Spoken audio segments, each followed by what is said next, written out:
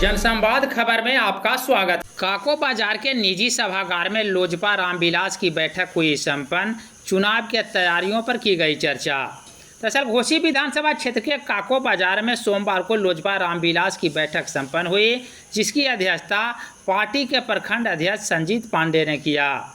बैठक में मुख्य रूप से नए लोगों को पार्टी की सदस्यता ग्रहण कराई गई। इस मौके पर पार्टी के जिला अध्यक्ष हेमंत शरण उर्फ कुंदन समेत जिले एवं प्रखंड के कई पार्टी के पदाधिकारी मौजूद रहे।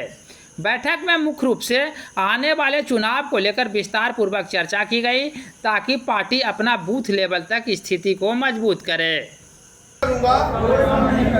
जिससे मेरे दल को आघात लगे।